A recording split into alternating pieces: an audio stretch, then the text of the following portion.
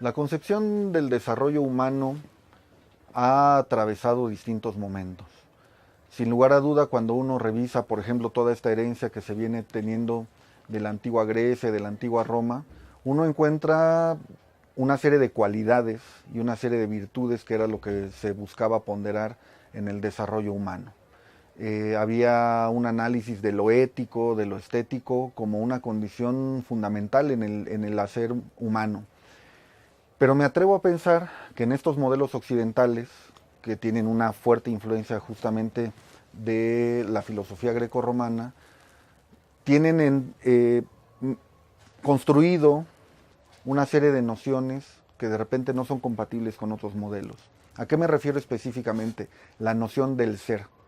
Cuando nosotros analizamos las lenguas mesoamericanas, dando el brinco al continente, en el grueso de las lenguas mesoamericanas no existe el verbo ser y muy pocas veces existe el verbo estar. Y entonces eso nos lleva a pensar por lo menos en dos grandes visiones del mundo. Y para efectos de México, de repente nos tenemos que pensar cuál es uno de nuestros pilares de la educación. Se ha hablado mucho del aprender a hacer y se ha hablado mucho del aprender a ser. A ser. Sin embargo, si nosotros lo quisiéramos traducir a algunas de nuestras lenguas, no podríamos acceder al aprender a ser. Tan es así que muchos de los adjetivos que provienen de las lenguas indoeuropeas, en el caso de las lenguas mesoamericanas, se convierten en verbos. Entonces, nosotros como ser humano no tenemos una esencia. Nuestra esencia está en realidad determinada por el hacer constante. Y eso es uno de los elementos fundamentales que, regresando al viejo continente, pero yéndome mucho más hacia Rusia, es lo que ha permitido que, por ejemplo, la pedagogía rusa, desde hace más de un siglo, tuviera una tradición fuertísima. Un ejemplo de ello es la herencia precisamente de Vygotsky, uno de los autores fundamentales de la psicología, de la pedagogía, que ha construido o que en su momento diseñó una serie de hipótesis que buscaban la comprensión del desarrollo humano en sus distintas vertientes. Pero ¿de dónde viene el modelo de Vygotsky? El modelo de Vygotsky viene del paradigma del materialismo dialéctico que está basado en el marxismo y ellos hacen de la praxis, ubican el hacer como la constante fundamental de la conciencia que se va generando. No es dato curioso que al final de cuentas empata esa visión que tienen los rusos con respecto un poco, con sus limitantes, de lo que tiene el modelo mesoamericano. Entonces, la educación no tendría que estar pensada y no tendría que estar centrada solamente en una condición de ser, sino en el hacer constante. Y entonces esta figura del desarrollo humano que se plantea como uno de los elementos fundamentales de los nuevos modelos desde hace más de 30 años, apuntan a observar otro elemento más específicamente dentro del proceso educativo. Si bien tenemos la noción de enseñanza y tenemos la noción de aprendizaje, de repente la discusión siempre es, la educación es un proceso de enseñanza guión aprendizaje y nos tenemos que preguntar qué hay en ese guión. Entonces distintos teóricos han postulado que en ese guión lo que tendría que haber idealmente es la construcción de una serie de significados. Si yo como profesor pudiera ser muy bueno, muy malo, pudiera ser el mejor de los docentes, pero si no logro construir un puente de significados con mis estudiantes, entonces el proceso educativo se ve trastocado. Y de igual manera, si el estudiante no tiene los elementos necesarios que competen a la currícula, al nivel educativo en el que se encuentra, el proceso comunicativo también se va a ver trastocado. Entonces, las teorías educativas no tendrían que estar centradas solo en la enseñanza o el aprendizaje, sino en esa dialéctica entre enseñanza-aprendizaje. Pero no basta con ello, sino que ya que tenemos este puente construido de significados en el cual estamos apostando a que la enseñanza-aprendizaje tiene que ser un proceso comunicativo, tendríamos que trascender hacia el siguiente nivel. Y ahí es donde entra la pregunta, ¿para qué de la educación? Y algunos teóricos plantean que es para el desarrollo de la personalidad o para el desarrollo de la identidad o para el desarrollo del ser humano. Y yo me atrevería a pensar que de las tres anteriores sería sobre todo el hacer humano, porque al final de cuentas lo que nos está determinando en el proceso educativo es el hacer constante. Y entonces, cuando ahora se habla de esta idea de el ser humano, se corre el riesgo de volver al esencialismo que desde la filosofía ha sido altamente criticado. Y más bien lo que estamos requiriendo como país es un hacer constante. Y esto no significa que todo lo que aprendamos se tiene que reflejar en aplicaciones constantes, sino cómo desarrollamos estrategias, habilidades, dominios y competencias, que algunas son del orden de lo cognitivo, muchas otras son del orden de lo socioafectivo, pero sobre todo del orden de lo social.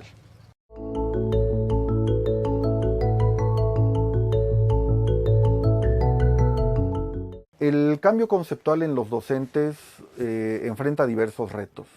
Hoy en día partimos de principios de obviedad. ¿A qué me refiero? Las nuevas generaciones docentes les enseñan mucho, por ejemplo, del enfoque por competencias y creen o asumen que el enfoque por competencias es lo mejor. Pero cuando hemos trabajado con profesores que tienen 50, 60, 70 años de edad y que llevan 30, 40, 50 años de servicio, ellos nos cuentan cosas maravillosas, porque hacen todo un recorrido de las distintas teorías, de los distintos modelos, de los distintos enfoques. Y una de las recomendaciones que nos hacen estos profesores que llevan mucho tiempo en servicio es: revisen la historia de la educación, por lo menos la historia de la educación en México. Y entonces se darán cuenta que muchas de las hipótesis que fueron planteadas, me atrevo a decir, hace más de un siglo, tienen una vigencia, porque al final de cuentas son hipótesis que tenemos que seguir descubriendo, son hipótesis que tenemos que seguir poniendo a prueba. Entonces, ante este flujo de información constante, en las universidades se les dice que para hacer sus tesis solamente tienen que citar o nombrar autores de los últimos 5 años. ¿Y qué pasa si los últimos 5 años no hemos tenido un gran avance y hace un siglo sí teníamos hipótesis quizá más fuertes o más robustas? Pues tendríamos que echar mano quizá de lo de hace un siglo, pero el nuevo profesor que está empezando a construir estos conceptos se enfrenta con esta oleada de no, tú tienes que citar solamente lo nuevo. Y entonces eso pasa también con las reformas. Esa es una. La otra, justo en términos ya de materia de la política educativa, los maestros se enfrentan un gran problema.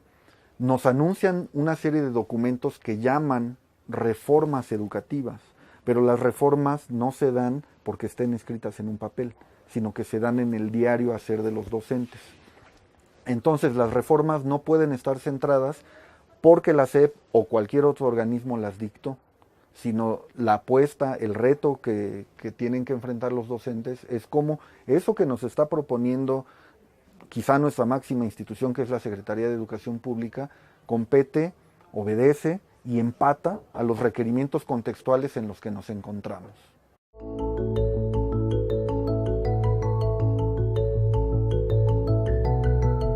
Los cambios para la educación en México tendrían que venir desde distintos ángulos. Si pensamos en la educación primero como un fenómeno social, no hay ningún fenómeno social que tenga una sola arista.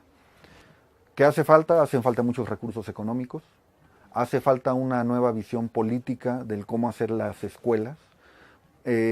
Cuando nos ha tocado trabajar con grupos de 10, 12, y me refiero desde preescolar, primaria y distintos niveles educativos, la atención es mucho más personalizada, hay una mediación pedagógica constante, mucho más centrada en los requerimientos de cada uno, pero en la masificación que tenemos, por ejemplo, en nuestro país, cuando los maestros tienen que enfrentarse a grupos de 30, 40, 45 niños, enfrentan un grave problema. Ahí hay una condición de recursos. ¿Qué pasaría si se ampliaran las escuelas o se hicieran más escuelas y atendieran matrículas mucho menores? Ahí el proceso educativo sería mucho mejor. Entonces, está el orden de lo económico, está el orden de lo político, pero también entra el orden de lo social. ¿Cómo como comunidad estamos pensando el papel de los docentes y el papel de la escuela? Desafortunadamente, por estos modelos económicos que tenemos, papá, mamá tienen que salir a trabajar, ya no alcanza el dinero para todos y entonces queda el niño al cuidado de alguien más, que a veces es esta jornada de tiempo completo, que muchos hemos discutido que en lugar de hacer jornadas más extensas, tendrían que reducir los espacios como hace años se hacía. No quiero recaer solamente en que las madres sean las responsables, pero por lo menos en las madres para que ellas puedan llegar con sus hijos a buena hora. Idealmente sería maravilloso que también los padres pudieran tener ese espacio de salir más temprano y convivir mucho más con sus hijos. Pero entonces el cuidado de los niños también recae de repente en los abuelos, recaen los abuelos, recaen los tíos, recaen en otras figuras que si bien pueden ser fundamentales dentro del núcleo familiar, empiezan a generar, voy a decirlo así, como un trastocamiento de lo que el niño estaría esperando a la luz de las expectativas sociales. Y entonces, de manera inversa, el padre de familia, al verse obligado a salir a trabajar, hace de la escuela pues más bien un espacio de cuidado.